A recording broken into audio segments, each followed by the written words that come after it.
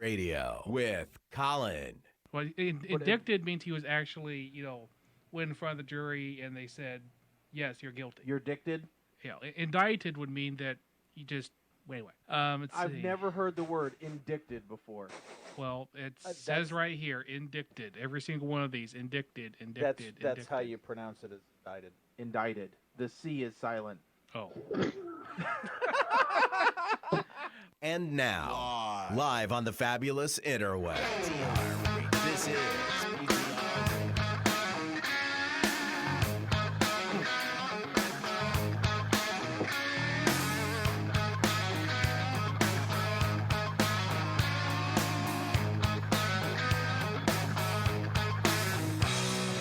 I don't need formal education.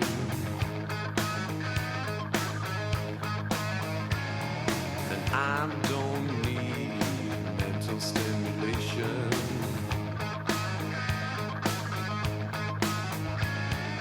I can't help what I want from you.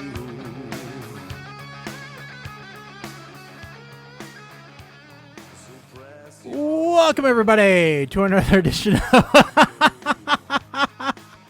of PTR Radio here on the fabulous interweb. Oh, Mike waited until we went live to pull out one of the funniest hats he's ever worn on the show. That's about all I can say about that. This is what happens when I get bored and I start going through the Amazon review sites. Yeah. Yes. And for those of you out there on the interweb, we have a new way that you can watch us this evening. So if you want to see Mike's awesomeness hat, you can check us out. We should be live on Facebook tonight. So if you want to watch our video, it's Facebook tonight, YouTube tomorrow. So we're doing things a little bit different. We are recording the show to put up on YouTube tomorrow, hoping that maybe we'll get a few more, live watchers going through the Facebook feed. Now, here's a question: who's watching Facebook? Because a Facebook Live, don't we get live comments? We will get live comments. You're right, and I'm going to say this to Facebook, and who knows, maybe they'll turn the thing off. It is very difficult. Their interface is not the best to be able to try and do your broadcast and see your comments at the same time. I can tell, but I will say this, they do give you a plethora of information. I can tell you how many people are watching, how many unique viewers, how many people only watch 10 seconds worth of the video before they tuned us out. Oh, great. How many total minutes people watched us, what the peak live viewers were. I can tell you all that stuff. I can tell you how many people commented, but not tell you what the comments were. Now, right, let me see. You can if you bring up the feed, you'll be able to watch the comments. You just have to make sure that you mute the playback. So that is the downside. And maybe somebody out there has figured out Facebook Live and how to see the live comments while you're doing a video. I see a preview of what we're sending out, and I see these stats I just talked about. I just see that apparently I'm the only one watching it right now because I'm trying to see the damn comments. Oh, whoa. And by the way, Mike, if you happen to be observing this for us, you can tell us if anybody sends us a happy face or a mad face or a confused face or a sad face, because those will float across the screen. Okay, well, here's the problem. Yes.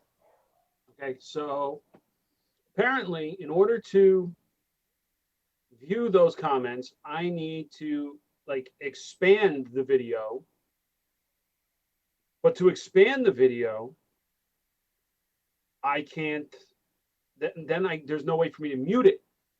Oh, there isn't. Okay. Those controls disappear. So, wait a minute.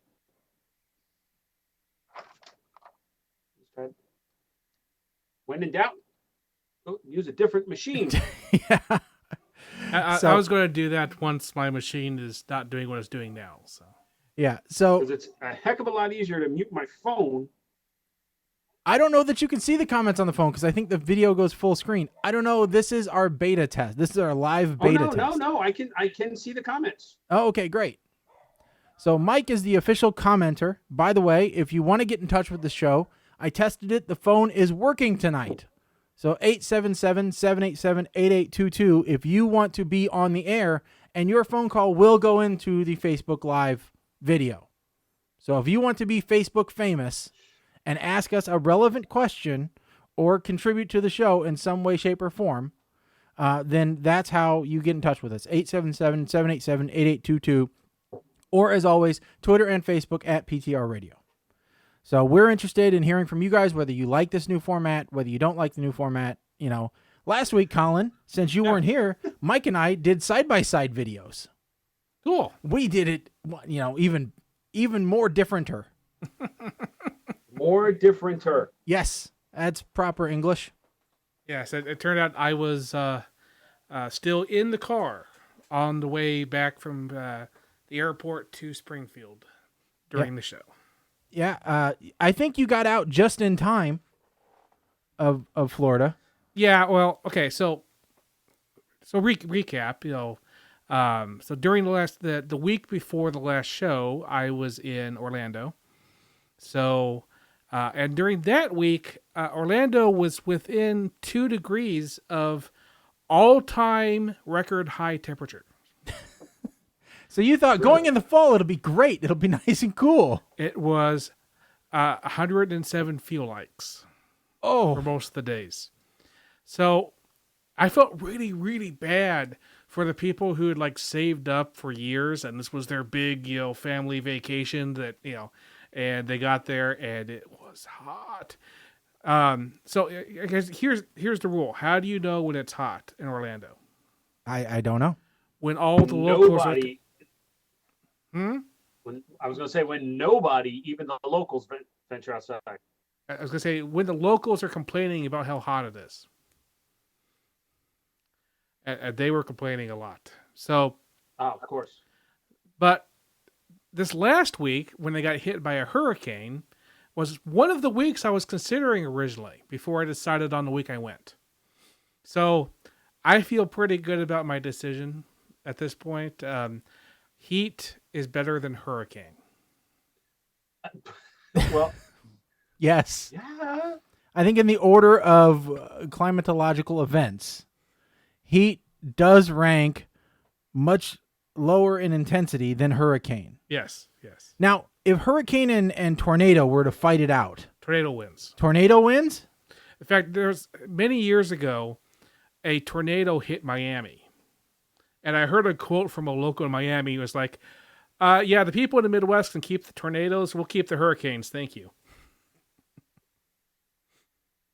Well, of course, tornado is bad. Tornado could turn into Sharknado. Especially in Miami. Yeah.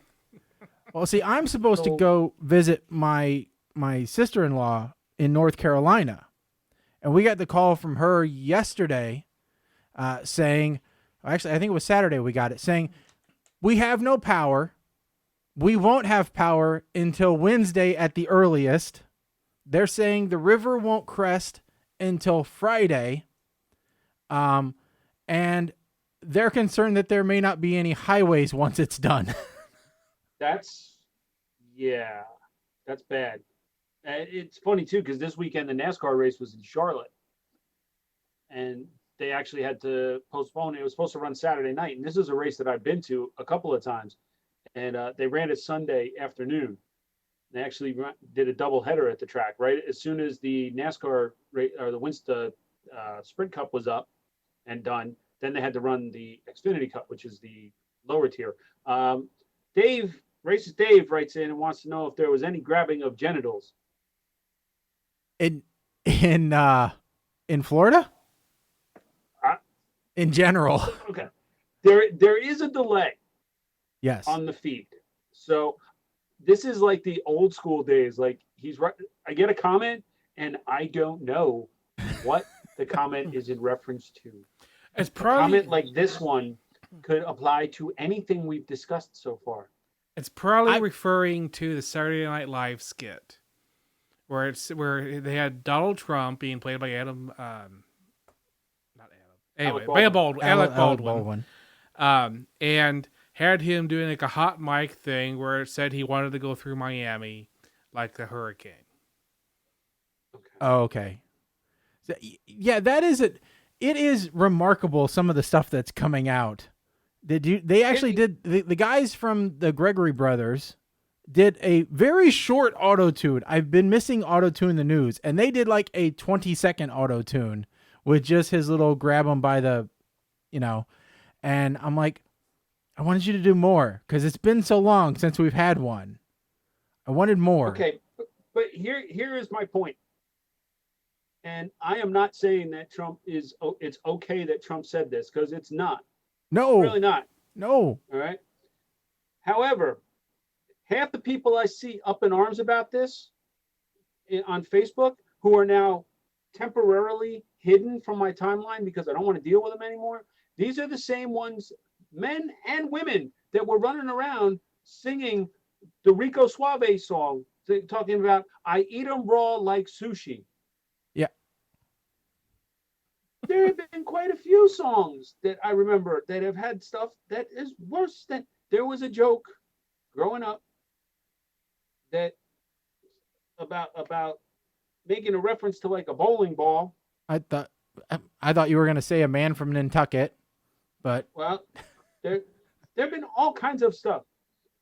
No, you're not hidden, Dave. You're not hidden. Jesus. But no, he's a Jew. He doesn't believe in Jesus.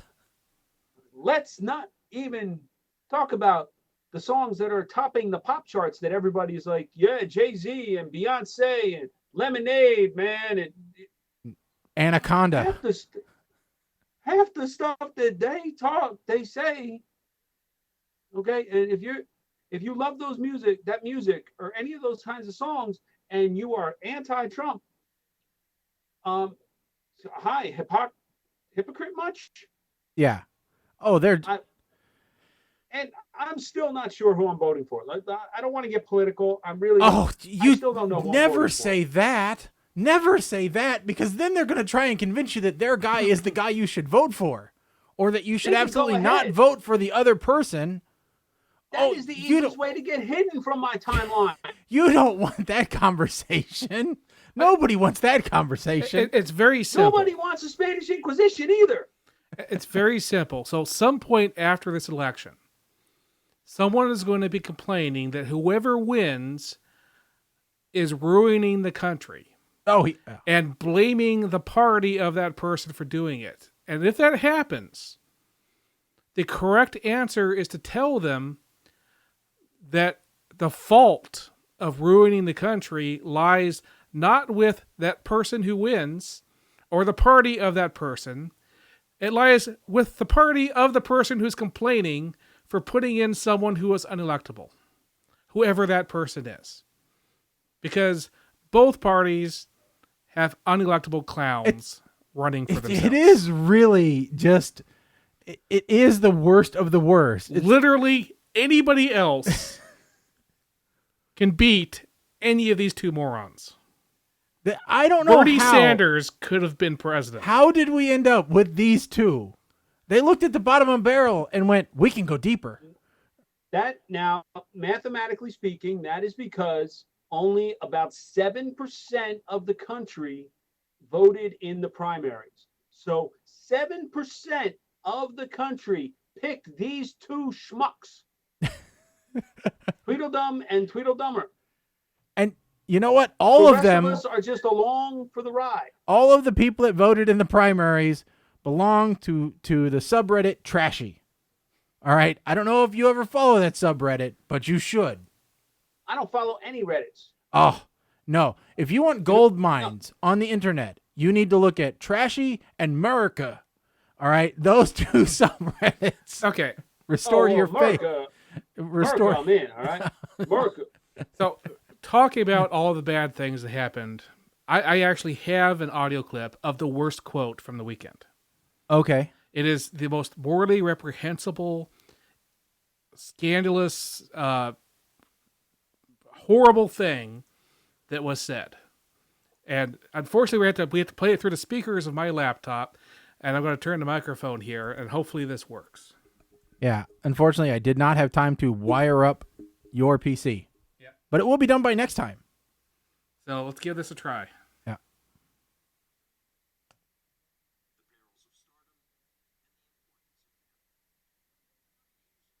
Lift that up a little bit. Okay. Oh. Did that come through at all? A little bit. Something about an actress from Airwolf. Yeah, so I'll just go ahead. So this was the 60 Minutes episode yesterday with Bryan Cranston on. And Mike Wallace called Airwolf a forgettable show from the 80s. How is Airwolf, a show which has its own... The only way you can describe Airwolf is to use Airwolf. Airwolf is Airwolf. How can you call that a forgettable show from the 80s? That was just the worst quote of the entire weekend. Let's see here. Let's see if I can play this. Because I think this probably needs to be aired.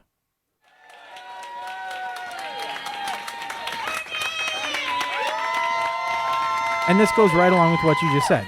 Huh? At the dawn of the Paleolithic period, when the first humans left their caves, mastered the secrets of fire, and started making tools with which to hack civilization out of the wilderness, this was mankind's first tiny step towards an unseen singular goal that would take millennia to achieve. The centuries that we spent devising physics, mathematics, chemistry, engineering, metallurgy, all of our combined knowledge and technological advancements as a species were to finally culminate in the creation of a machine of such flawless beauty that it now clearly stands out as human civilization's crowning achievement. Airwolf. In 1984, the world's most brilliant scientists and engineers were assembled in secret for the sole purpose of constructing the world's most advanced Mach 1 plus attack helicopter. This was to be more than just an instrument of war. It would be a work of art. And no expense was... So, yes. No. No. This is a poem about Airwolf. Yes. And 60 Minutes. I mean, there's only so many other things said this weekend, but nothing was worse than calling Airwolf forgettable. Yes, this is a 3-minute, 15-second poem about Airwolf by Ernie Klein. Where do you find this crap? Oh, he's got some really good stuff actually. This is very old. Ernie Klein. Well, what am I talking about? Wait, scroll that down. You guys walk around wearing adult diapers all weekend because the new trailer for the Grand Tour or whatever the frick they're calling it came out. Gran Turismo. What a Top Gear schmucks. It's called the Grand Tour, and the trailer was awesome. I know you'd, and if you follow us on Facebook, then you saw the link. Well, first you saw the two videos of Corbin. What's his name? The late night host. Corbin Dallas. No multipass. No, the late night show. I would watch that show. Yeah, but no, doing comedy in cars. And the boys on the track. And then, shortly thereafter, they came out with the trailer and the official release date for the Grand Tour. And I know Mike is not a Top Gear fan. All right. He's not even an understatement. He's not even a Top Gear, I don't know, tolerator, maybe is the right word. I'm a Top Gear avoider. How's that? Yeah. But for those of us, I am the only person on the face of the planet that thought it was great when Joey Tribbiani showed up on the original. No, actually, a lot of people really like Joey. And so much so that he got signed on for 2 more seasons. He is now actually the official host. Yeah. There's other people on. I'm going to have to start watching Top Gear now. Well, don't worry. You'll be the only one. So probably. But no, I mean that the trailer dropping for that was huge. Let's see here. I'm curious to see what the view count for that was, what it is right now. So, see here, the official trailer for that, the view count 142,000. Well, no, that's not even the official one, so that doesn't count. It was 142,000 on the. Here we go. I think this is it. 2.4 million. Almost 2.5 million views since. Oh, that was just the launch date video. That wasn't even and that's September 15th. So, I mean, but they've had. Greg is writing in telling me that hating the original Top Gear is un-American. Yeah. Let that sink in. The Grand Tour trailer, here it is, published October 6th. So in 4 days, they have racked up 4.6 million. Okay, 4.6 million for the trailer. For the trailer, yeah. Okay. That's great. You know, I still won't watch it. I know you won't watch it, but it is big news on the internet. Okay, this to me looks like it's like a bad scripted reality show. That's what the trailer looked like. It is so far from the original. Like the original, as much as I didn't like the guys, okay, I respected the format. Well, here's the thing: is they couldn't. You had part of a studio thing. You did this traveling around the world. Bull caca. Well, part of the problem is the BBC lawyers wouldn't let them keep the format. That's kind of, you know. Oh, wait a minute. Time out. Question. Yes. We didn't discuss this previous. We're on Facebook broadcasting, right? Yes. Are we on Rant? Yes, we are still on Rant. Okay, so the censorship still applies. Yes. Okay, I just want to make sure. But I didn't hit the button, and it's too late now. No, I didn't. Nobody swore, but I got to make sure. One, I got my penalty beans here, and two, that I try to. Yes, and for those of you that are unfamiliar, which may be watching for the first time, anytime someone swears, we have these nifty things. A lot of people are watching this for the first time on Facebook. Yes, the bacon beans, which are the world's worst jelly beans, and at this point, they're a year old. So they're even worse. Because these aren't things that get better with age. They're not wine. So and let's also be clear that there's one tin for the two of you guys in one studio. Yeah. There's one tin for me, but somehow I have the least amount of beans. Well, that's because you went through one show doing nothing but cursing. Oh, yeah. The whole relationship, the 30-day torture test, the relationships that cost you $1 million. Of course I cursed at that one. Yeah. So probably not a great idea to do that. All right. So moving on again, away from something that Mike likes, So let's see here. There have been, okay. So your vacation was good though. Yeah. Okay. Because what you did miss was you missed Mike and I, trading movies. Basically, we both picked one movie because that's something we'll get into during the second hour of the show.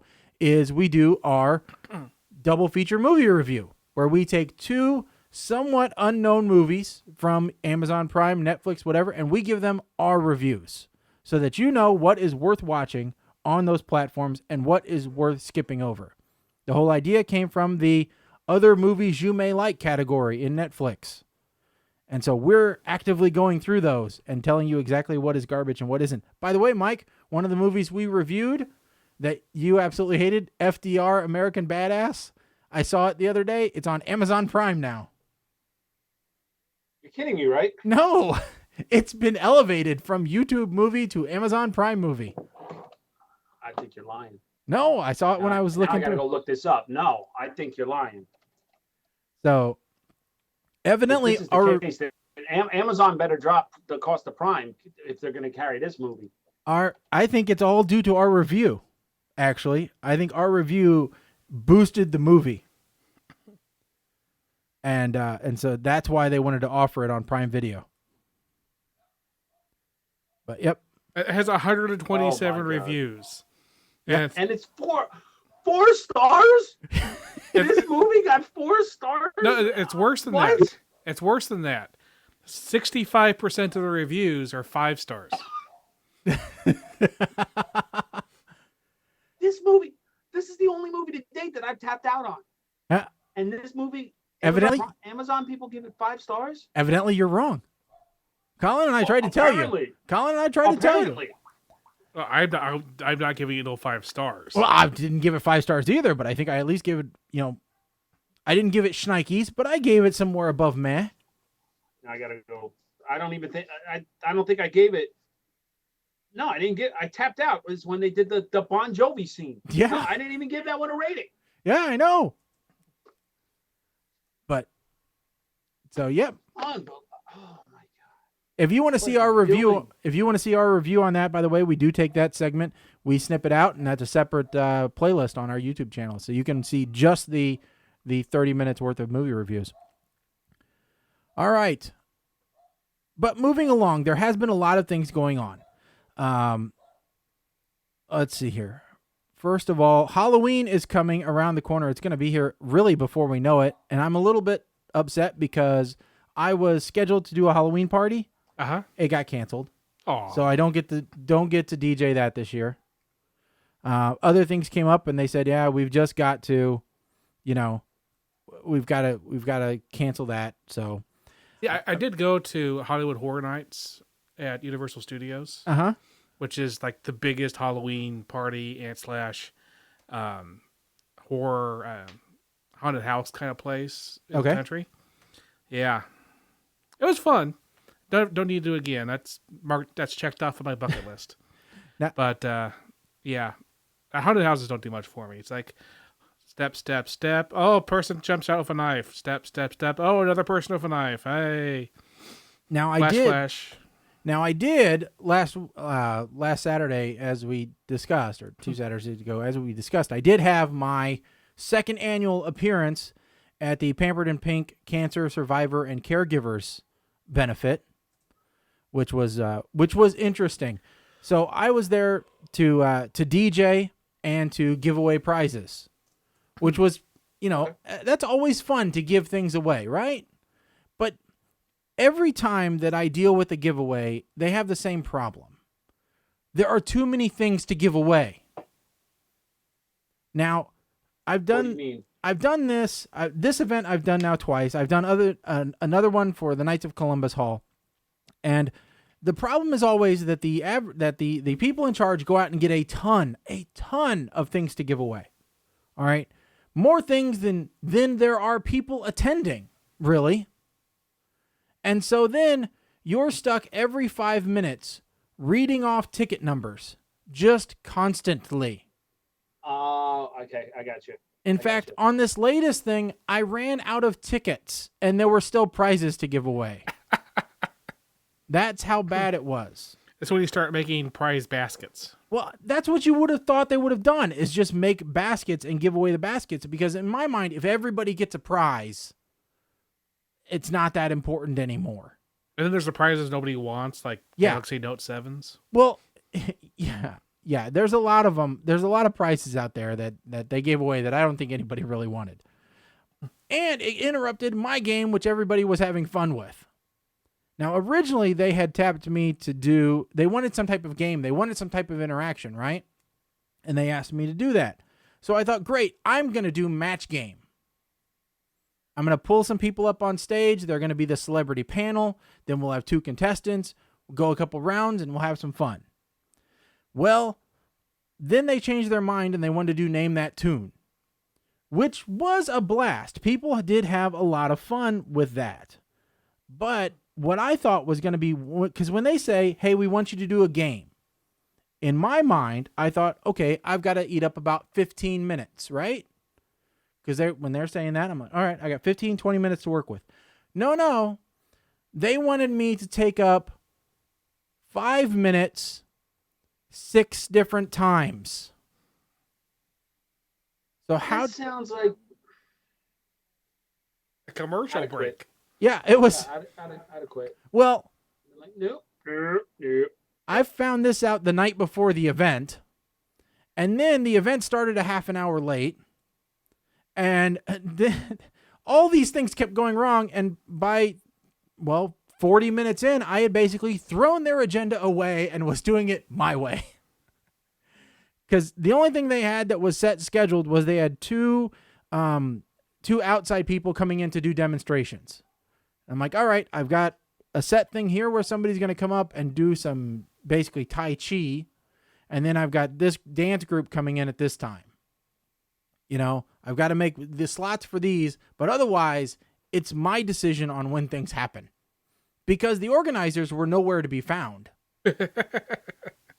And that always the way. And when they came up to me, they go, oh, well, so-and-so will be drawing the numbers and reading them out. And even though she's not comfortable on a microphone, that's what she's going to do. and she's going to be running bingo and do. Okay, great. I think I don't have to do anything. Well, then she just freaks out. And I'm like, don't worry. I got this. Just hand me the ticket. I will take care of everything. So she's drawing the tickets out, and I'm doing all the calling off of numbers and everything else. And like I said, I basically ran the show. And everybody did have a lot of fun, especially when we got to the Name That Tune part. Now, you guys will probably get these in a few seconds. And Colin, you might kind of have to look a little bit away. Oh, okay. So if I'll play some of these, and Mike, you guys tell me if you know what these theme songs are to. And I'm going to tell you right now, the category was television shows. Oh, so they're TV themes. TV theme songs. Okay. All right. So just holler when you think you know what the TV show is. And if Mike, tell me if you can or can't hear that. Oh, Home Improvement. There you go. That's it. It was Home Improvement. I was waiting to make sure Mike was hearing. Oh, okay. Although I had the wrong title in my head somehow. All right. Here's one. Here's the next one.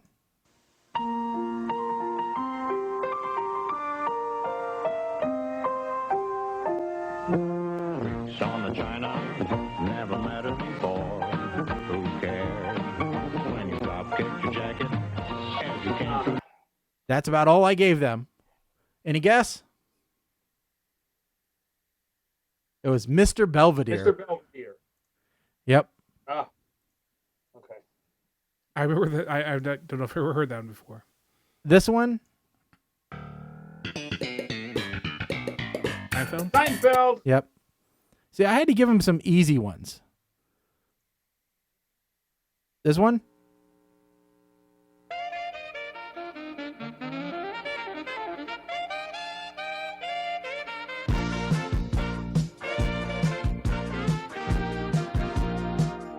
This Magnum PI. No. Cagney and Lacey. Okay, it was the same network. Another easy one here. Herd of Children. Yeah, exactly. It was way too easy. All right, here's one. Might be a little bit more difficult.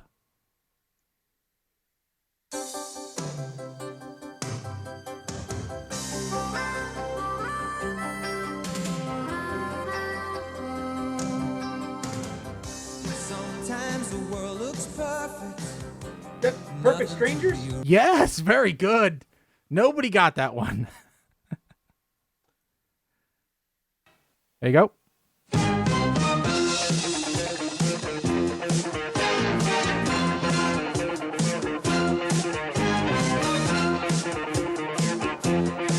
That Magnum PI? Yes, it is. Okay. All right. How about this one?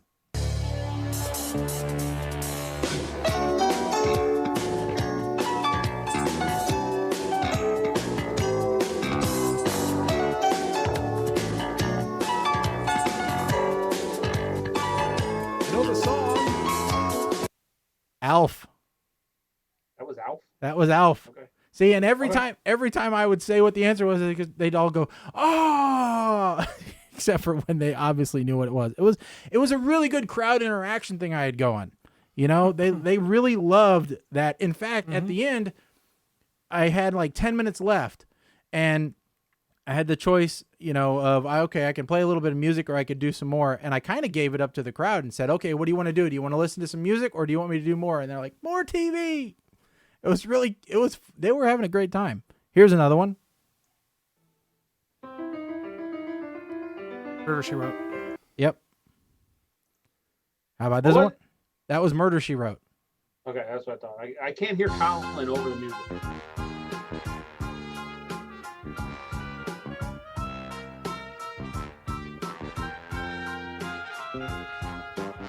How old do you think I am? I don't know. That's Matlock. What is that? Matlock.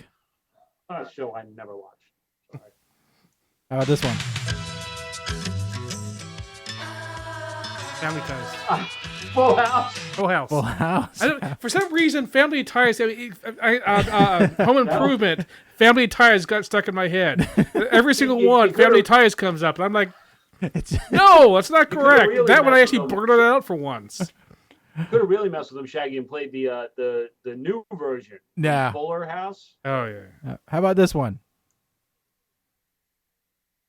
1, 2, 3, 4, 5, 6, 7, 8. Shaggy Lacey. Schlemiel, Schlemazel, Hasen, Pepper, It's the other one. Dang it.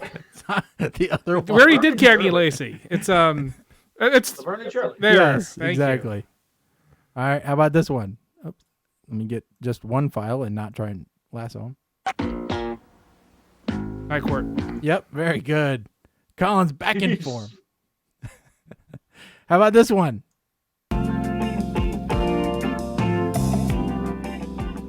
That's Family Ties. Yes, that is. I was hoping Colin was going to No, I actually don't know the theme song to Family Ties. Just for some reason, Family Ties kept coming up as the title for everything. All right, how about this one?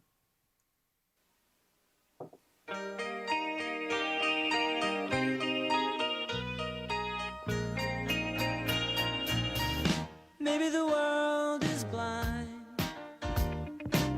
or just a little unkind. Don't know. It's Punky Brewster. Maybe if it was the theme song from the cartoon show, I might have. How about this one?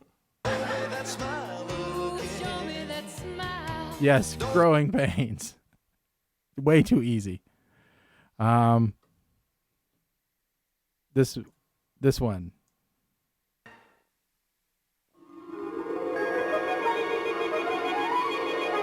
Is that Bewitched? Or is that What'd you say? Bewitched? Yes, Bewitched. Okay, here's one. The animal. Orange is the new black. Yep, there you go. How about this one? That would be NCIS. Yep, there you go. NCIS. And so how about this one?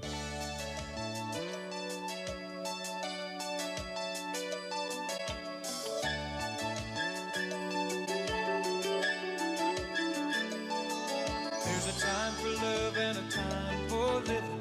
Take a chance and face the wind. Open road and a road that's hidden. A brand new life around the bend. There were times I lost. Who's the boss? Who's the boss? Yeah.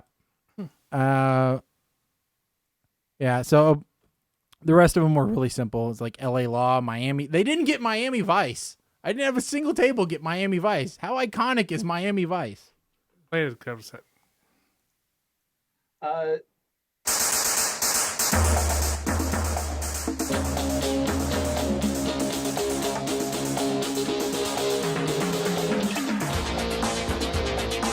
I would have got Miami Vice. Shaggy, we're getting some requests from Colin's side of the fan base to play some British themes. Oh, I actually had They one. know those. I had one.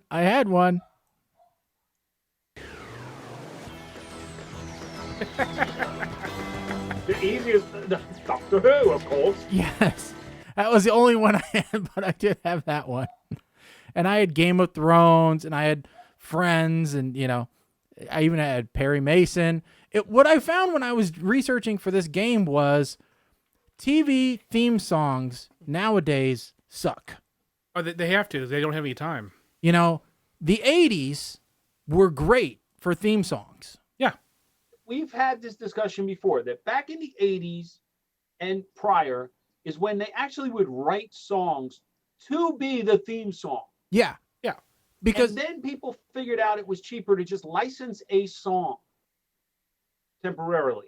yeah, and But you know then, what? like Colin said, even for perfect example, George Lopez, okay, had War, right? Dun, dun, dun, dun, dun, dun, dun, dun, Lowrider, as Right, the theme exactly, song. yeah. And at the first couple of seasons, it was like a minute. Then they cut it down to about 15 seconds. Then on the home version of the DVDs, they replaced it with the music from the closing credits, so they didn't have to pay royalties to War for the song. Yeah. What I found was prior to about 1975, it was just background music and then now my three sons. I'm like, okay, I can't use that. They give it away, And then after, it's like there just wasn't. There was 10 seconds. After about 95, there was 10 seconds worth of open, and that's it. It's after the rise of a cable. And that, you have to get someone into the show immediately, or they're already changing channels. Yeah. So, which is also when they started doing cold opens. Yeah. Yeah. So you have a segment, then the opening. And credits. Exactly. And the only one that I really found today that was any good was like Orange is the New Black, Game of Thrones. I couldn't use Big Bang Theory because the song gives it away. So I had to rule out all these. That's like my wife wanted me to use the Addams Family, and I'm like, I can't do that. It says the name of the show in the theme song. You could also do, and I'm like, I'm not editing these songs. That's ridiculous. That's too much work for this. I'm not getting paid for this gig, so basically anything that's like Amazon or Netflix, you can get theme songs off that. Yeah, but I didn't want to assume that everybody watches TV like I do, which is all online. Yeah, still. I mean, if you stuck on, and I was going, and it's pretty much all middle-aged and older women at this thing. So I was hooking my demographic. Like Sex in the City or. Yeah, I was playing around with doing that, but I had 30 songs ready, and we ended up getting through about 22 of them. So I thought I did pretty well, for the time I had. So like I said, it was a lot of fun doing that, and I think if they have me back, they'll probably have me do it again. So I'll end up trying to find more, and going through that. So I had a lot of fun with that. House of Cards would be a good choice. Yeah, that wouldn't be a bad one. And by then there'll be some even more, even more Knight shows Rider. to play. Knight Rider, no, because Knight Rider actually says it right in the opening. You can get just the theme song though. Yeah. Probably. Airwolf, of course. Well, I didn't want to go with too many guy-centric shows because, like I said, it was mostly women, and I did, call me sexist, but I didn't figure that they would be watching Automan, Knight Rider, those types of things. Dynasty, Street Hawk, Dallas. Dallas is a horrible theme song. Have you listened to that thing? I tried. It's bad. I could not have told you how that actually worked. It's bad. It was, to me, it was indiscernible. There was nothing distinctive about it. So. And if you want to make the old guys happy, Gunsmoke. Yeah, the three of them that were there. Yeah. Yeah, there were only Bamford and Son. Yeah. There were over 200 people there, which was really good. So much so that we packed the place. We ran out of places for people to sit. And even then you had too many prizes. Yeah. Here's how you know it's a good theme song. If they actually played it on the radio, that was a good theme song. Yeah. Like I owned, not like I went out and bought it because I was too young, but I remember distinctly having a 45 record. That's vinyl, pre-CD for all you young punks. Yeah. At a 45, the theme from Gilligan's Island. Yep. I was going to use that one, but it's so obvious when you do that. That one was very obvious. So, all right, before we go to break, real quick, I came across an article talking about recycling of buildings, turning them into apartment buildings. Every once in a while you'll read that somebody took an old missile silo and turned it into a house, or somebody took an old factory and turned it into a bunch of condos. Well, in this particular community, they actually took, let me grab this here, and Mike, so that I can send it over to you. In this community, they actually had what I think is probably a growing occurrence around the U.S., an abandoned mall. All right, where there were no more shops because they've all moved away from malls. Yes. Because, it used to be back in the 90s, it was the era of the mall. That's where you went and did your shopping. Oh, wow. This is actually... I'd say barely a brilliant idea. 80s. Okay, 80s. It was early 90s. I think still was big. Yeah. But, toward after about 95, I can definitely see where the slide went down. And so this particular company went and they're rehabbing the malls and turning them into single room apartments. They're micro apartments because they're basically the shops, which some of those shops in my mind were pretty big. So I don't know why they would have to be so small, but these are basically shoebox size apartments. Evidently there's a waiting list for these. But the apartments run about $550 per month. But think about it. You've got a lot of parking. Okay. Malls had nothing but parking. Yeah. Well, not just a lot of parking, but that's like the ultimate low cost housing. Yeah. Well, and I mean, and a lot of apartment buildings don't have really nice indoor spaces, but these malls oftentimes had, like atriums inside. Tiled floors, nice looking balcony overlooks, glass elevators, food courts.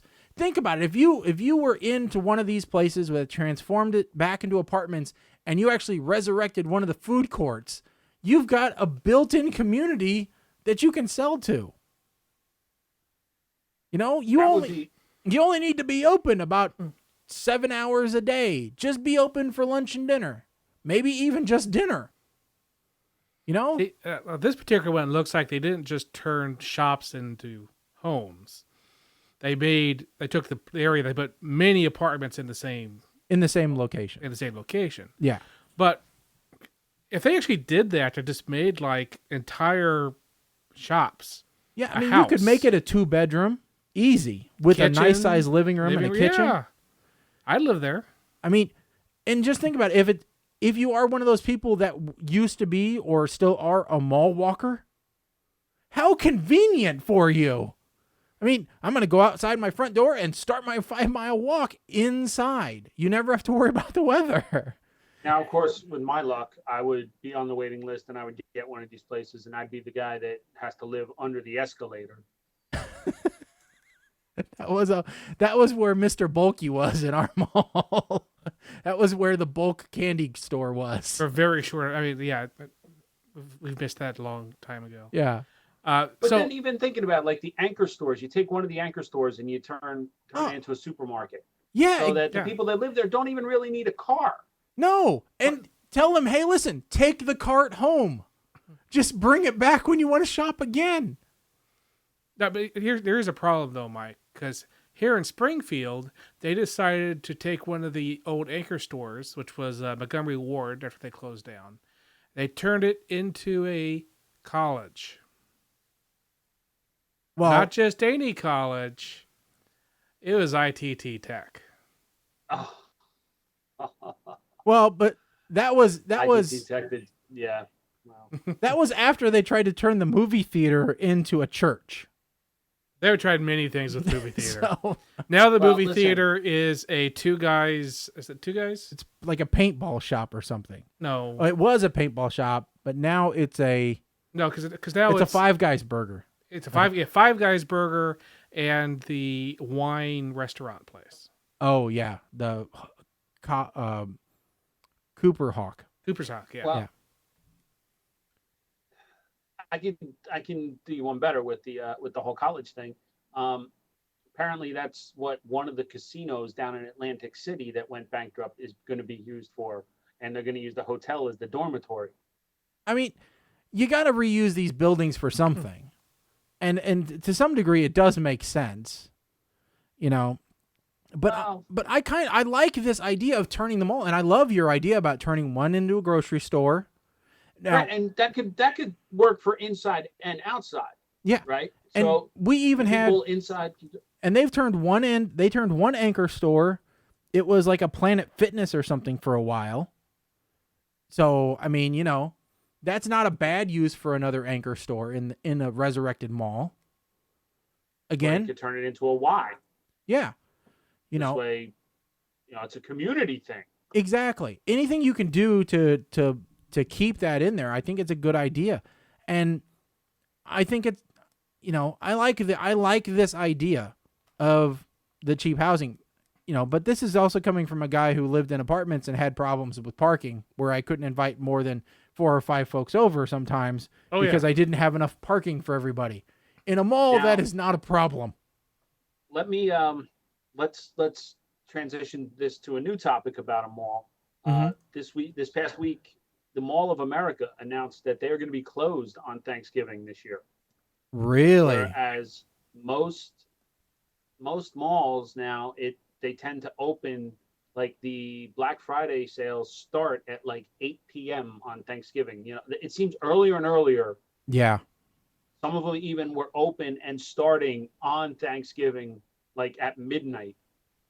So the Mall of America has actually said that all of the stores in it and the mall itself will be closed on Thanksgiving this year. Yeah, which I thought was a pretty gutsy move. There's a lot of stuff that's closed, not just there, but in general. A lot of stores this year have decided to announce that they're definitely not opening for Thanksgiving. Everybody from Lowe's to GameStop. Well, I think there is some. I think there is some slashback about this. Pushback, yes. Pushback, yeah, and I think that there probably will be about this whole Christmas thing. Because I went into Walmart yesterday to try and buy some citronella fluid for my torches out back. Because it's getting to be bonfire weather. Uh-huh. It's finally not 100 degrees outside, so I can burn out back. And I would like torches as well.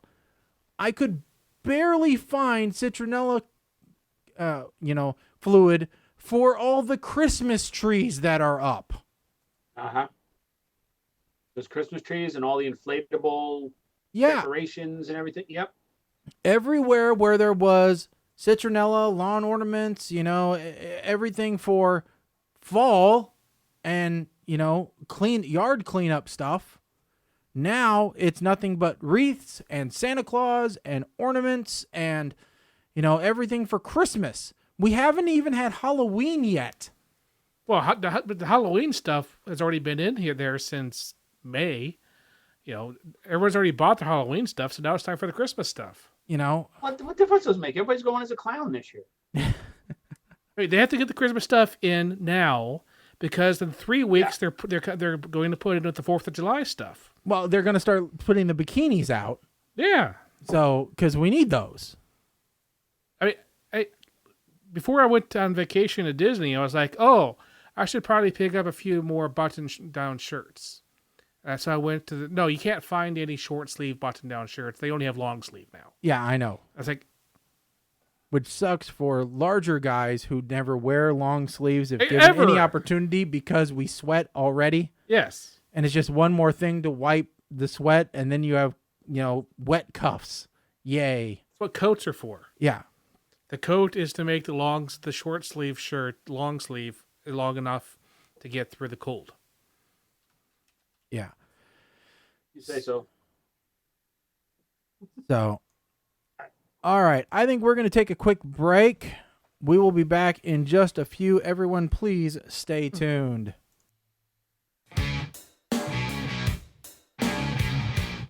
And now, live on the fabulous interweb, PTR Radio. This is PTR Radio with Mike the Ape Man. Rip down my pants, look up my bottom, so informer. And I said, stop, let me play with your body, baby, make you real hot. My child arrived just the other day. Came to the world in the usual way. There was the catch. Hey, this is Ryan with some bills to Jumanji pay, news. Jumanji is heading back to while the I big was screen. away. Well, I just heard the news today.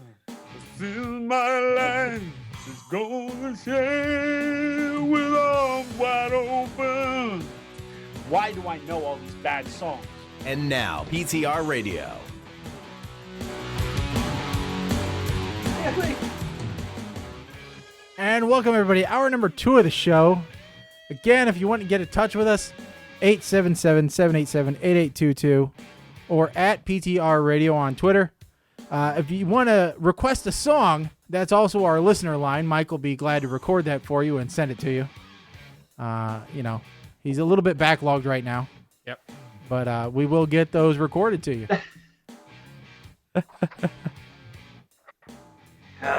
Should have known. I should have known. Oh. So lots to talk about in this second hour. And don't forget, towards the end of the show, we will be doing our double feature movie review. 2 movies this week are American Ultra and The Bomb Squad. Those were what we had to look forward to. And you'll get to know which ones we think you should watch. But first, speaking of movies, got to see a kind of a sneak peek behind-the-scenes photo of the new Jumanji film. And Mike, I don't know, did you have a chance to see the picture on this? Yeah, I did. And I'm still not comfortable with this being like a reboot. I like the fact that they're going darker with it. I like the fact that the cast looks good. I don't like the fact that they kind of took Amy Pond and objectified her for the shoot, because of course, when a female is going exploring in the jungle, she's gonna wear belly shorts and a bare midriff and a belly shirt. Yeah, maybe snakes and bugs aren't gonna bite you. Although I will point out that when Amy Pond first appeared on Doctor Who, she was a stripper. Well, a kissogram. Let's be more politically correct. She was a kissogram. She was a kissogram. She didn't get naked. Now, did you see her Instagram photo? No, she didn't. Did you see her Instagram photo of her and her? I just sent you a link of her and her 2 stunt doubles.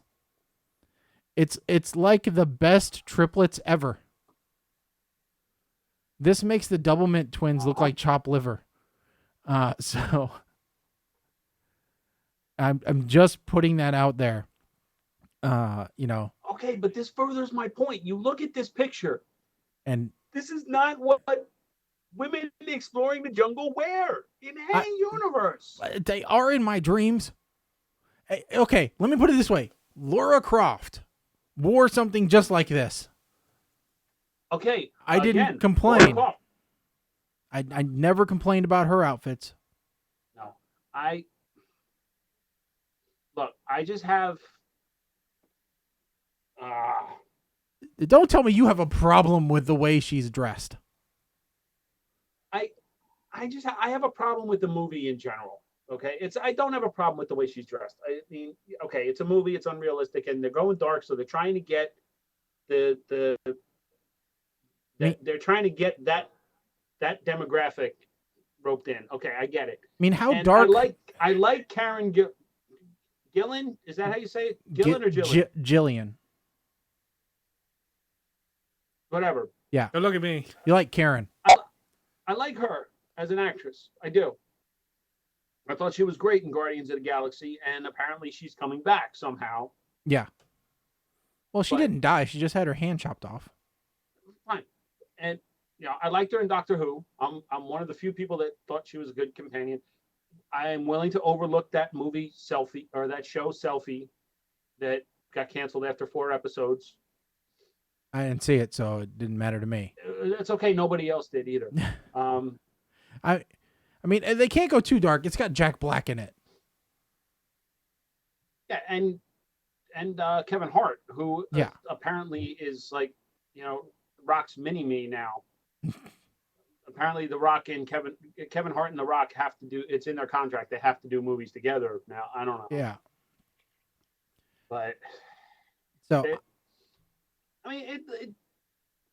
look, it's interesting that it is I had an issue with this. It's interesting I've that had it's an issue with this movie since they announced it, though. So let's just be clear that. Well, I know one thing we haven't had an issue with, and that is the new mini NES system. Do what now? The new Micro Nintendo Entertainment System. This is Nintendo's pocket-sized original Nintendo Entertainment System. Yes, and amazingly enough, it is the best Nintendo ever made. Now, if you were a fan of the Atari Flashback, which you saw on TV and in Walgreens, and on the as seen on TV aisle in Walmart or Kmart or whatever, I actually have one. Yeah, it's upstairs in my daughter's room. You know, these are the self-contained units that have like 30 games or whatever loaded on them. This one happens to be Nintendo's, and it sold out pre-orders. Yeah, in a few hours. Yeah, and you know, it uses the classic controller. The only difference is it doesn't take cartridges. It's already got 30 games crammed on. But what's interesting about it is, because some of those other ones, like the Atari one, yeah, it was just an Atari.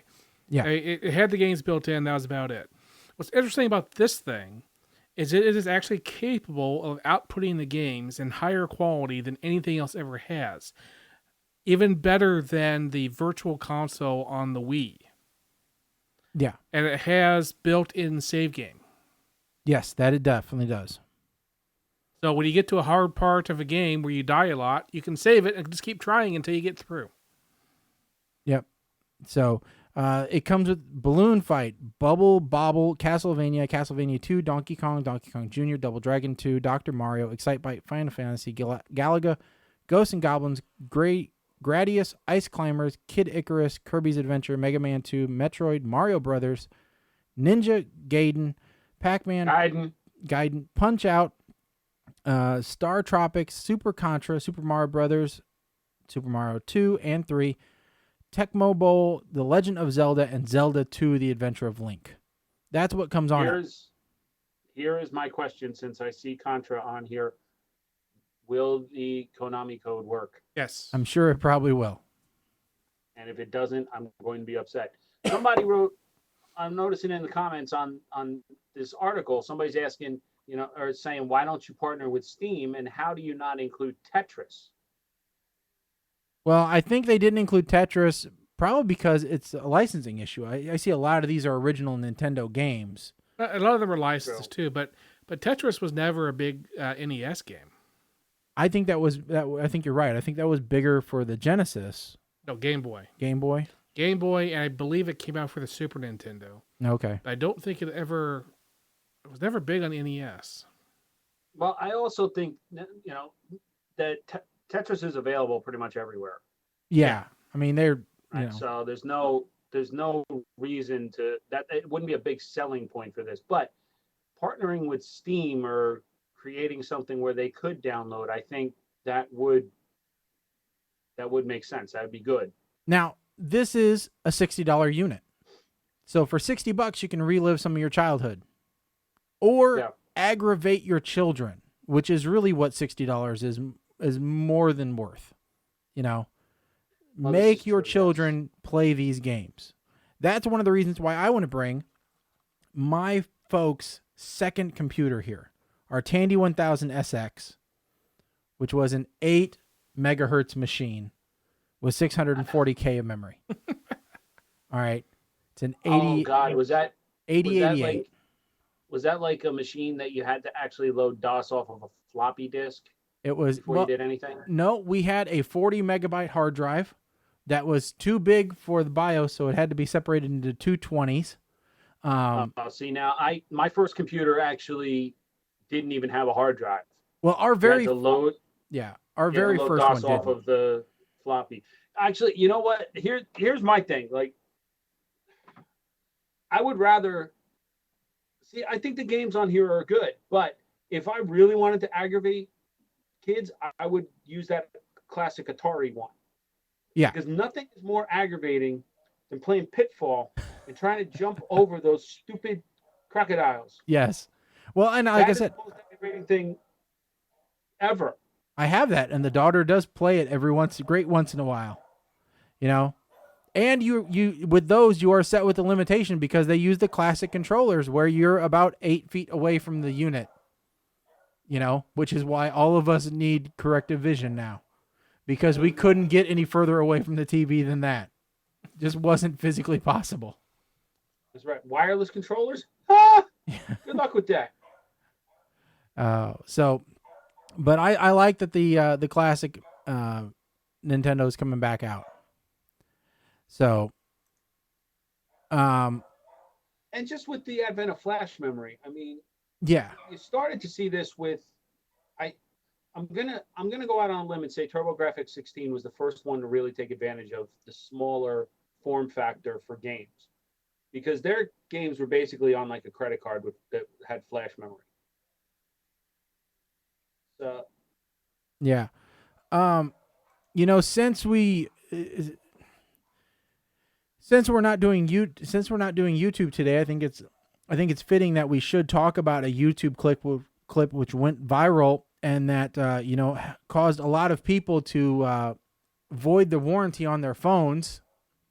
We've talked about this phone quite a bit, but Mike, have you ran into anyone in your day-to-day life that has tried to drill a headphone jack into their iPhone 7 yet?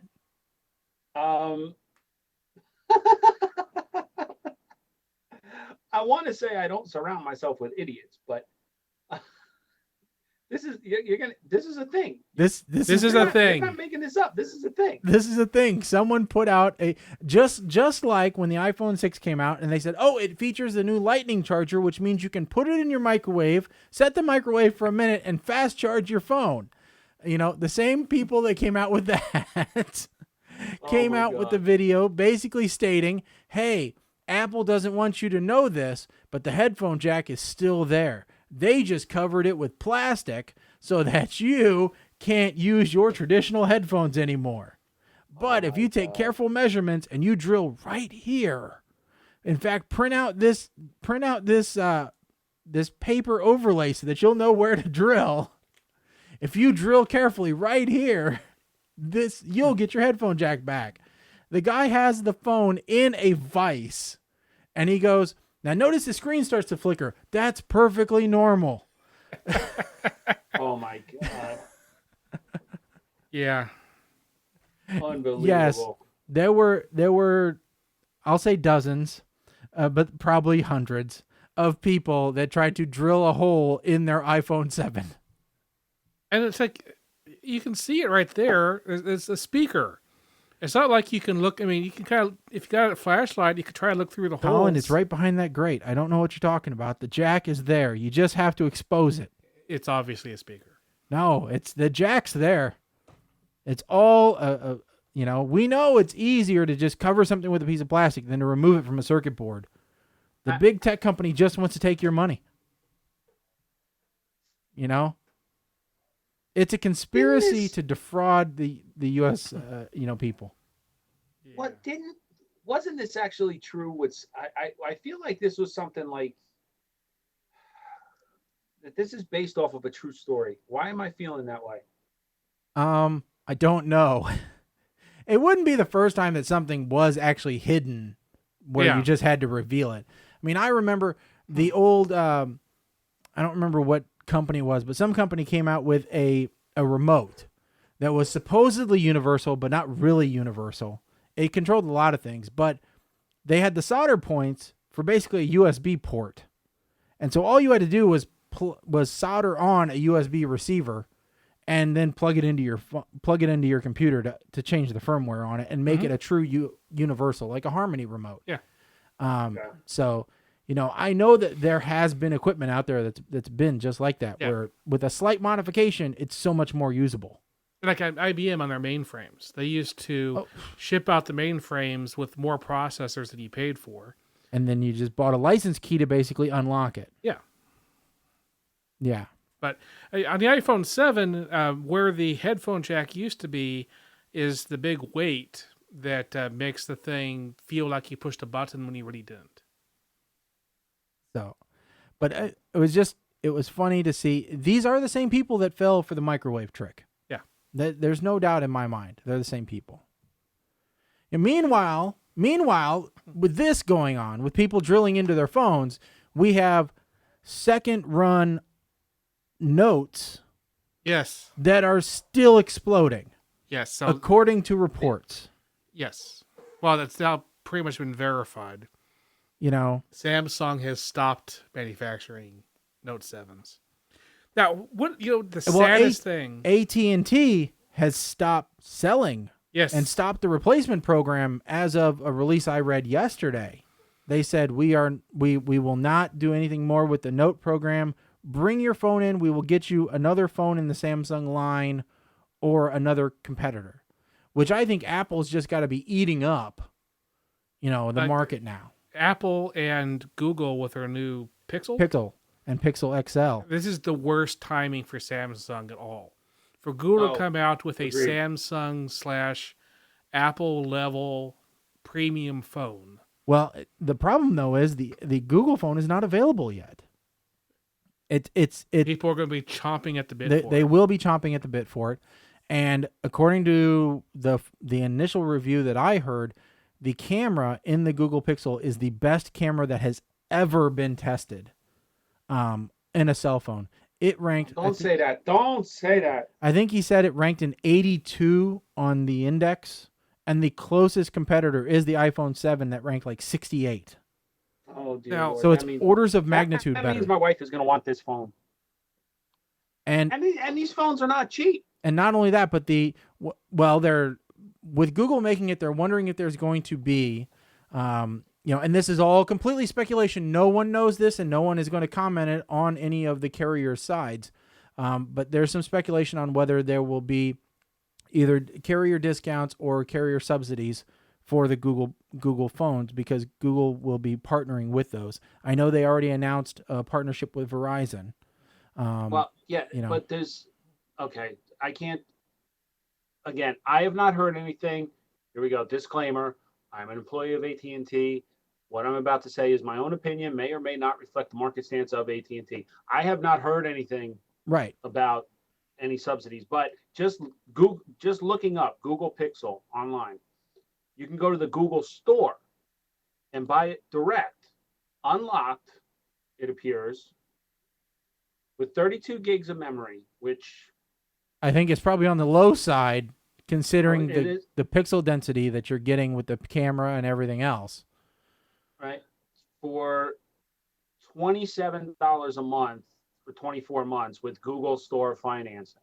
Which I think it's probably pretty equivalent to what you're looking at for the next plan on the next Galaxy. As long as it's 0%, that's the same across the board. Yeah.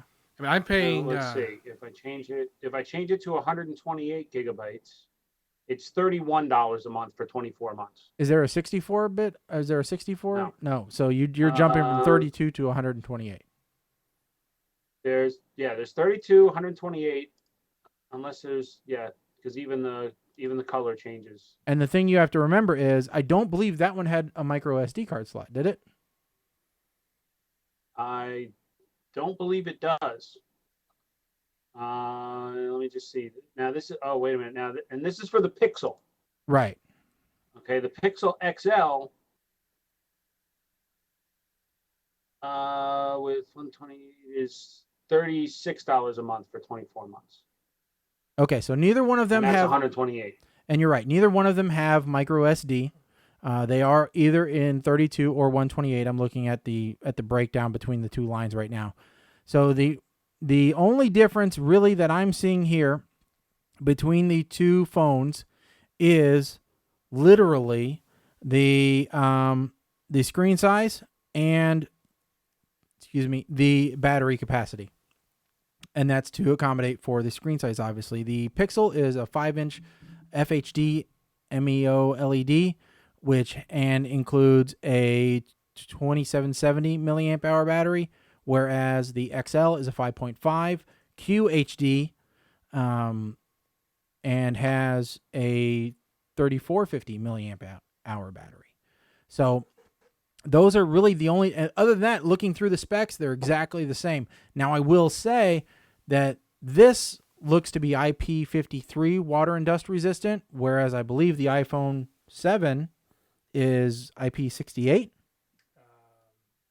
or 66. So I think you're going to get a little bit better protection if I remember correctly, out of the iPhone 7 if you want to get tossed into a pool with your phone. If you just want to continue living the way you've been living this whole time up until now, then, you'll be fine. Or if you put it in a life-proof case or something like that, which there's already cases, extended battery packs, and all kinds of stuff for these Pixel phones out. What rating is these? Are 53s. 53. Yeah. And yeah, the iPhone 7 is a 67. 67. Okay.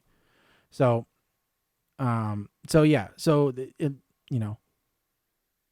Wow. So they really, Pixel is the only phone that Google is selling now. The Nexus line is done. It's gone. Yeah. And if you want a headphone jack, Pixel's the way to go because they have the headphone jack as well as the USB Type-C 3.1. So, and they have a Pixel tablet? I didn't hear about that, but I actually wasn't watching. Now, one thing you will want to know is that the Pixel is not using the generic stock Android anymore. They are using a Pixel-specific one, but also it contains, or it's capable of doing the Google's new virtual reality, which I hear the headset is great. It's fabric and foam, extremely light, and the graphics on it are supposed to be unbelievable. Which with this particular set of processors, which is a 2.15 quad core, I can see where this would be great. Yep. So this tablet's actually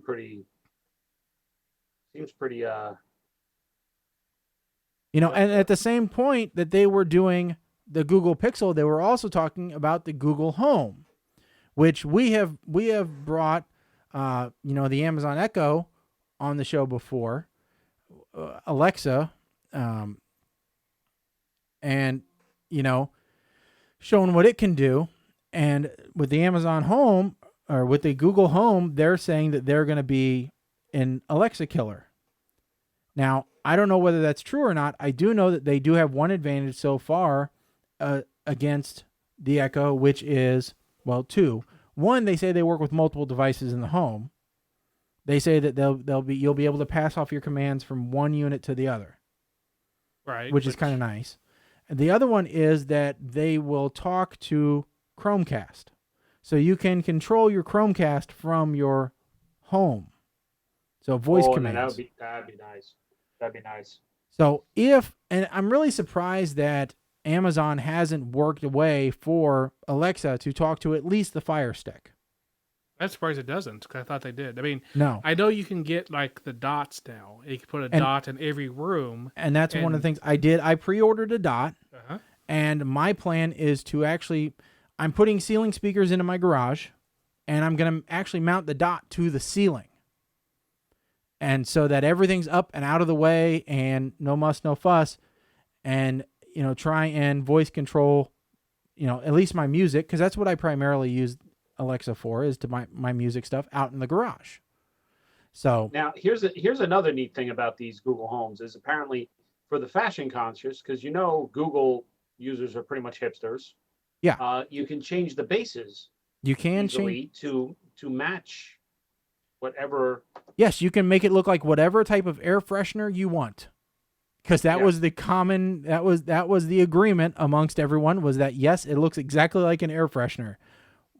And they're saying that, it's a wonderful, it's a completely new design. It's fresh, invigorating, which is funny because when Alexa first came out, they said that was a monumental step forward in design and simplicity, and that the speaker was one of the best ones that they'd heard for natural voice.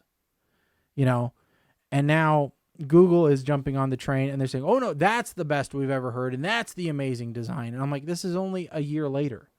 Yeah. I don't see Google coming out with 3 different versions of theirs, though, like Amazon has. Because Amazon now has the Dot, the original Echo, and the Tap. Which is what my grandmother has. Yeah. So it's perfect for her, because she can carry it around the house with her. Yes. So, it'll be interesting to see how all those play out. But right now, it is time to get into the PTR Radio movie double feature review.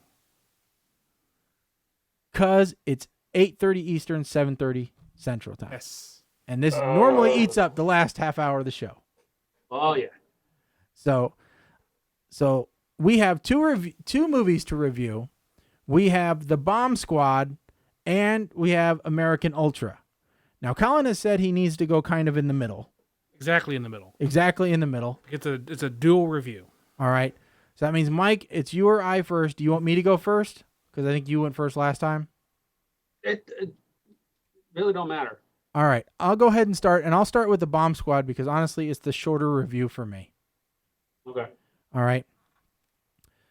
This week, we are back into our normal form of putrid filth. The Bomb Squad is a prime example of a film made by film students for film students and one which should never have made it out of film class.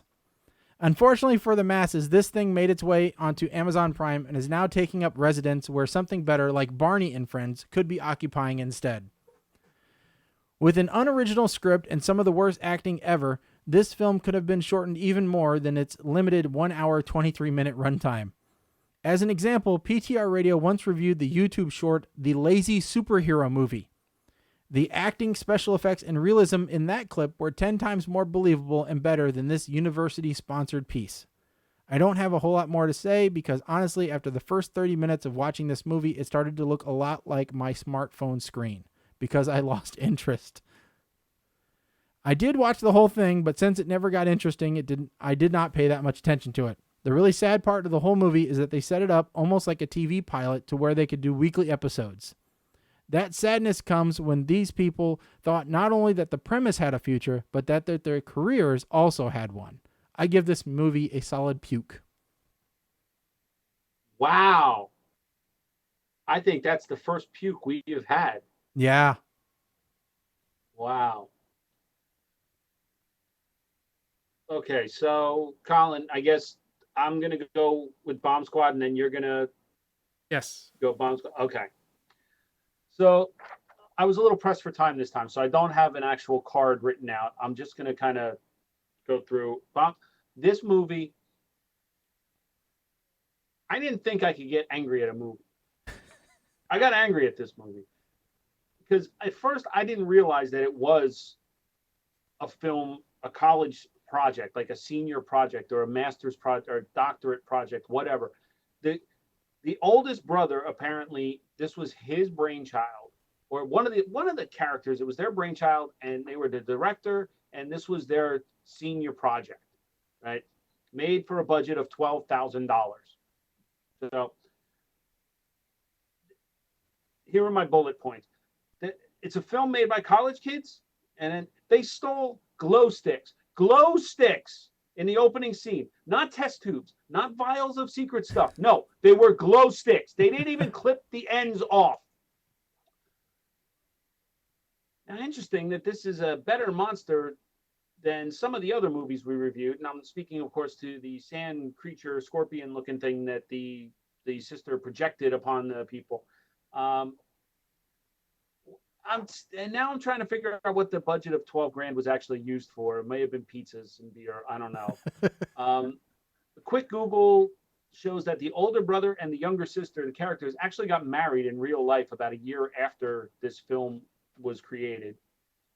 And I retone my original question of, this is a film made by college kids, as the acting makes it very clear that this is made by college kids on a budget of $12,000.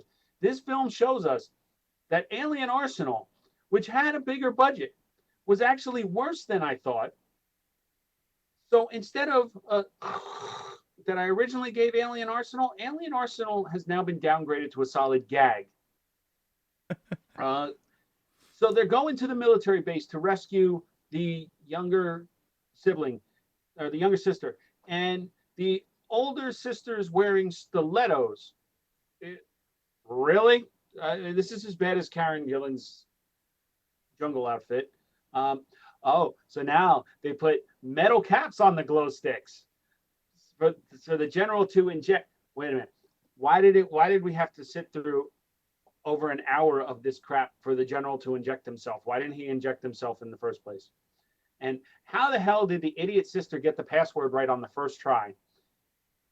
He is the idiot of the bunch. And why didn't the brother be like, hey, let everybody out? But if you come around a guy that says Wraith, don't let him out because he's a bad dude. Don't let him out. From puke to shnikes, I give this one a gag, which is one tick above puke. Only because I appreciate the effort that they put in trying to make this. All right, Colin, you're up with your double review. Okay. It's a double review because I think these two movies together work together as a unit to show just how bad Asylum Films really is. By the way, neither one of these were an Asylum production. No, neither of these has anything to do with Asylum. Okay. Other than they show just how bad Asylum is at making movies. Okay. Okay. So the first one up is Bomb Squad. Now, this movie was directed, written, and all the special effects done by one guy who decided to put together a story that he and his siblings had been, talking about for years, okay? Not only is there a movie, there are 3 books that this guy has written with these characters. Really? Really. I did not know that. Now, nobody from it, because we look through this, the list of people, it's like Nick Chamberlain is the director, the writer. I guess he gave his sister a co-writer thing because she read it and gave him some suggestions. I actually wrote a blog written by the sister reviewing the books, which she didn't like. So nobody in the movie is from the family. I think like the director shows up maybe, I don't even know what he looks like, but he's one of the soldiers I think once. He just put himself in once. But none of the cast are actually family members. Everybody in the cast are students except for 2 characters who are older people. So, everybody from little kids to retired grown-ups are all 21-year-old students. It's like watching a Shakespeare play with men playing all the women. But here's the thing. This movie cost $12,000 to make. And the special effects are better than Asylum special effects. The sets are better than a lot of the Asylum sets. The glow sticks are not better than Asylum sets. I'm just saying, a lot of the other times they had more sets going on than Asylum usually has. But the important thing here is that while the script in general was terrible, a lot of the dialogue was actually pretty good. I mean, it actually felt like siblings talking to each other, which is a lot better than we usually can get from an Asylum film. So, do I like the movie? No. I never want to see the movie again. I have no interest in watching the movie. However, because they made a movie better than most of the movies we see, I am giving it the special rating of an honorary Shnikes. It's not a real Shnikes, because I don't want to see it again. But just to show how awful most of the movies are, it's honorary. Like Bill Cosby's honorary doctorates. Now, to go on the other side, though, we have our second movie, which is American Ultra. American Ultra, which was written by Max Landis and directed by Nima Norizada or something like that. This is a real Hollywood movie starring Jesse Eisenberg. This movie cost $28 million. And it has a script just as bad as any other Asylum film. Asylum could have made this movie with an extra $28 million. Here's an example of the level of Asylum level writing that was done for this movie. Okay, there is a scene where the bad guys decide to gas the good guys. How do they do this? By attaching the gas tank to the outside compressor of the air conditioning unit of a house. That doesn't do anything. It's like It's like trying to catch fish by going in the middle of the Sahara Desert and throwing a fishing rod at a cactus. But they did it anyway. My biggest problem with this movie is that they just okay, it's not like the other films, you know, like they kind of went. They kind of tried to be a Coen Brothers movie, but they didn't know how to do a Coen Brothers movie. They tried to do a comedy, but they didn't really know how to do a comedy. And just it went back and forth with no real good sense of how to make a movie. Here's an example. This is the annoying part. In this movie, Jesse Eisenberg plays a character who has been turned into a spy without him knowing it because his memory was wiped. But they decided to take his memory away because he was going crazy. The result at the end of the movie is that he is now a spy again. But we were already told that that was driving him crazy. So how is that a good ending? Also, I actually liked the scenes with Jesse Eisenberg. I don't really like Jesse Eisenberg. But his part of the movie was good. They said there was a consistent tone. But then they switched to having a scene with, I can't get his name pronounced correctly, but you're talking about Walter Goggins. Leguizamo? Yes, Mike has it. Oh, John Leguizamo. Yes.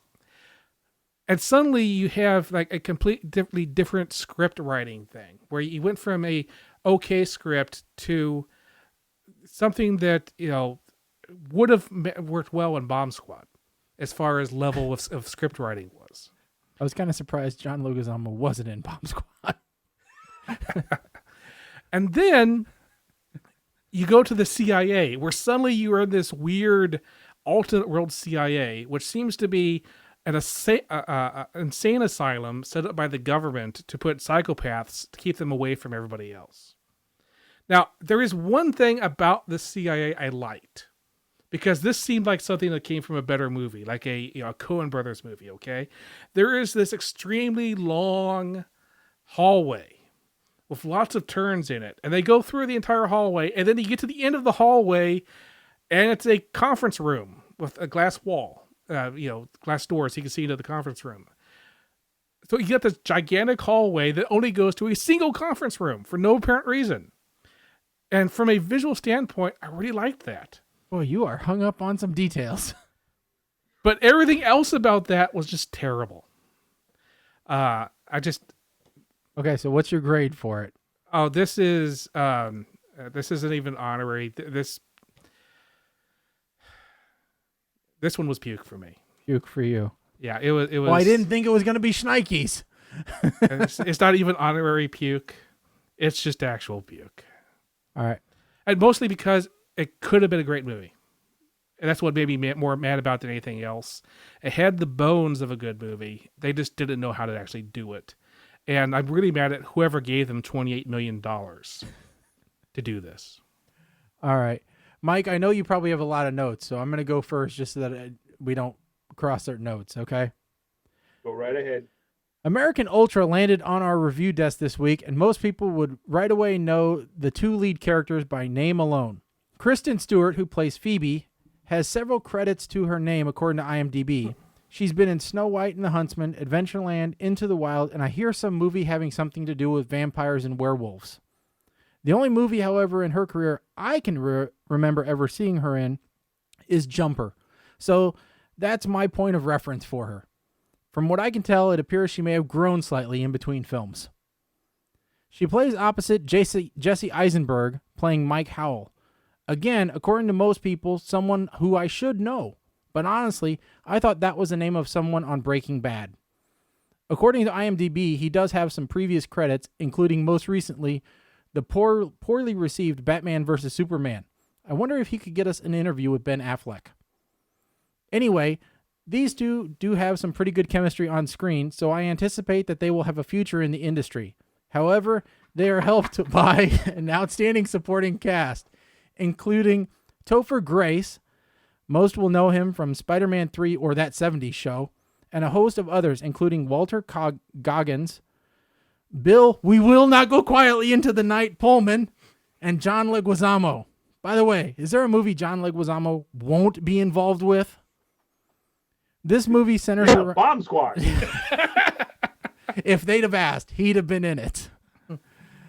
This movie centers around a pair of stoners, Mike and Phoebe, of which Mike, as it turns out, is a secret agent. Now, of course, he doesn't know this because the program which created him has been deactivated, so the now decommissioned agent is doing what he thinks is normal until a rogue agent decides to close the program permanently and try to kill him, at which time Mike is activated by the agent who started the program up and has to fight for his and his girlfriend's life while escaping other agents set to kill them both. You following along so far? This twist on the Bourne identity was actually very nice in that you have a character who all of a sudden has skills he never knew he had and has to struggle with not knowing how he got them or how he automatically knows how to use them. Single-handedly killing 2 people in the first fight scene, one with nothing but a spoon. I originally didn't hold out much hope for this movie, but was very pleasantly surprised that not only did I enjoy it, but I found myself recommending it to friends and family that they should watch it. If you enjoy the Bourne movies or are a 007 fan, then I think this movie would be right up your alley. One thing you need to take into account is that in this Bond, it is much more graphic, so be ready to see a little blood and guts on the screen. In all, I rate this movie at a chuckle, which is 1 point above smile, as we know from last week. So, much like before, Mike, a surprising difference of opinion. Oh, you could tell. You could tell that, huh? Your turn. This movie, okay, I said I didn't think I could get angry at a movie when I was talking about Bomb Squad. I watched Bomb Squad first. So did I. So did I. And I gave it a good week. So it's not like my anger was just built upon, like, okay, I was already this angry from Bomb Squad and I went to this angry with American Ultra. No, I went from nice and calm to this angry watching American Ultra. This was literally, it was, oh my God. This movie was like the Bourne Identity meets what some stoner movie meets Chuck. Because you have an idiot that is a sleeper CIA agent that has to wake up and he doesn't know how to use his powers like Chuck. And there's a girl who's planted there to be his girlfriend and watch over him just like Chuck. And they try to be ultra violent like the Bourne Identity by bringing in all of these other agents from the program or the other program to try and stop Chuck. And okay, so my notes. Since I know you don't have the box ready, I'm just going to simply take these and I will censor myself by eating one every time I'm about to swear, okay? Yeah, go ahead. Have I ever mentioned how much I hate Kristen Stewart? There's no irony lost on me that one of the first shots is of the movie is joints in an ashtray, and both Jesse and Kristen have the personality of stones or rocks or stoners. I'm sorry, personality of rocks. Really, I hate. What the hell? Stoners sitting there getting stoned, watching an accident being cleaned up. The hate for Kristen Stewart has my blood boiling, and my blood pressure has spiked at this point because of this scene. And now he is turning into one of the Helen Keller tree people. Do you remember them? No. Oh, I'm crying about the tree getting hit by the car. That tree didn't do anything. And I will hate you, you hipster prick that ruined Lex Luthor. They're in jail, and damn it, I can smell the friggin' patchouli on their Goodwill flannel shirts, these hipster pricks. And will somebody please get this kid a wet wipe to wipe the blood off his nose? He's walking around with blood on his nose for half an hour. Somebody want to explain to me why Rose has a full-on 60s psychedelic room in the basement of his palace with black lights and glow sticks and everything? But this scene is proof of just how dirty these patchouli stinking hipsters are, because they're glowing like they're covered in sperm. I noticed that too. Did you notice the paintings on the walls though, where there was a woman bent over and there was a rainbow coming out of her butt?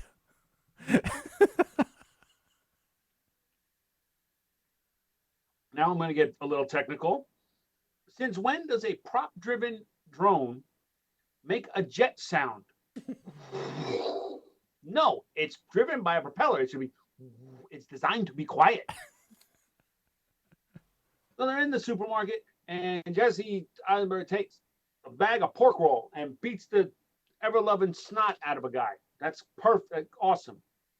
And when did President Wetmore get here?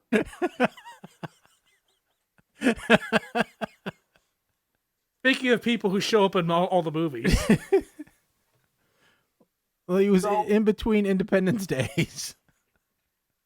So on the scale of puke to Snikey, this is one step above puke with patchouli.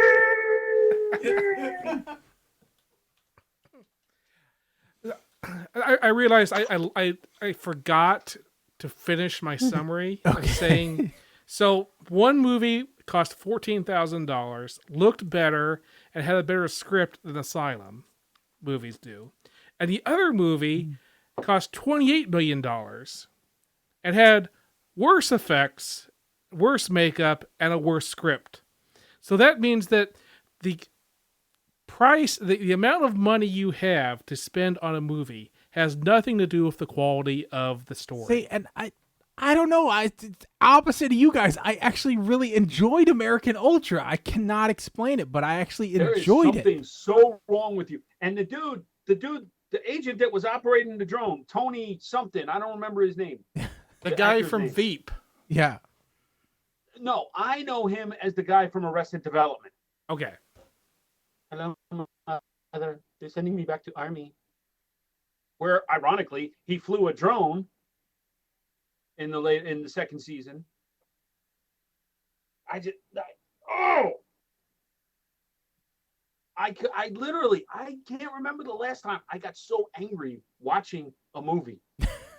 But it was like a train wreck. I couldn't tap out because I wanted to see just how ridiculous it was going to get. I don't know. I didn't feel the anger you guys felt. It's like the other day when Mike hated the cobbler.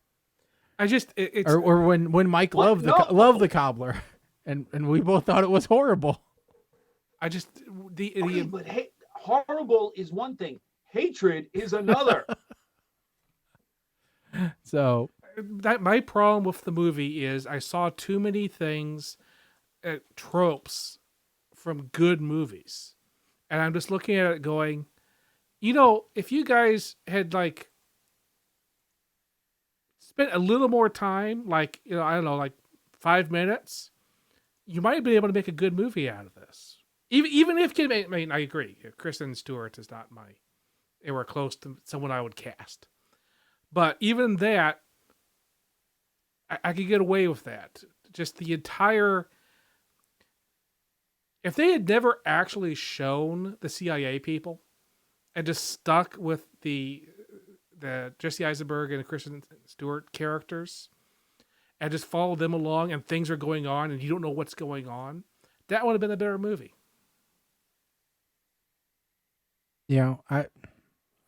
Like I said, I guess I'm the minority here because I really thought it was a decent movie. But, who knows? Maybe next week it'll be the other way around. I hate it and you guys love it. We don't know because we don't know what movies we're going to pick yet. Well, listen, it just dawned on me today that I am not going to be here for the next show. Oh. Because I will be up in Maine. Oh, okay. And there is a slight possibility that I might join briefly, but I don't know if my internet connection up there is going to be good enough to stream. So Well, so we I have. don't think it's actually going to happen. So I think you guys will do the dueling picks this next show. Okay, because we also have to remember that on the night of the 7th, which would be our first show in November, I'm actually not going to be here. So we will have to either relocate that show, do a different night, or skip that week. So normally we try to reschedule those. So we'll work something out. So if we go forward, how do we? If we go forward, then the next show would be Halloween. Yeah. Are we missing actually Halloween? Are we currently missing? And I will be gone then as well. I'm gone on the 31st, and and I'm actually heading out of. We can talk about that later offline. Okay, so it does make sense to try to reschedule. I mean, we could do a show. Mike, are you going to be here next week? 17th. Yes. Okay, so we could do that. We could conceivably maybe do a show next week, and then being off for a few weeks wouldn't be nearly as bad. But we'd have to look at everyone's schedule. So basically, what we're saying here is keep an eye on Facebook to find out what our schedule is going to be. Because we'll let you guys know what the schedule for the next show is going to be, as well as what movies are coming up for our next double feature review. Because we will put those out on the Facebook and let you guys see what we're going to be watching next. And as always, we want you guys to be involved in what we're watching next, so that you can get involved and tell us, what you think of the movies. Because it's not just what we think, it's also what you guys think. So, but with that said, I think we are going to call it an evening tonight. So we want to thank everybody for hanging out and going along with our experiment of broadcasting on Facebook. I think so far it's been a pretty big success. I think we've gotten more. I saw a decent amount of views up and down. Yeah. More than I saw on YouTube, that's for sure. So. Yeah, and if you were used to watching us on YouTube, don't worry about it. We're going to post everything to YouTube later. It'll just be the next day. So, it's one of those things where right now we can only broadcast to one, and we think maybe there might be more of a draw on Facebook for the live stuff. So, check us out, ptrradio.com. Check out our Facebook and Twitter pages, PTR Radio on both of those. Call the 877 number if you have an opinion. If Mike and Colin are wrong about American Ultra and you want to back me up and say it is a great movie, 877-787-8822. Leave a message and tell them, hey, you're wrong. I don't know how you didn't see this. They could call Mike. It's a possibility. Or if you were in Bomb Squad and you want to tell us about the movie experience, how it was, we're always willing to take that call as well. So, if you have a film, if you were in a film and you want us to review that film, we'll always take that call too. Basically, what we're saying is we'll always take your call. That's how this works. So, unless we don't. Yeah, unless we're not here, and then we'll take it on voicemail. So, with that said, folks, again, pay attention to Facebook because that's when you'll find out when we're live again. But I'm Shaggy. I'm Colin. I am Mike the 8 Man. Stick a fork in us, folks, because we are out of here. See ya.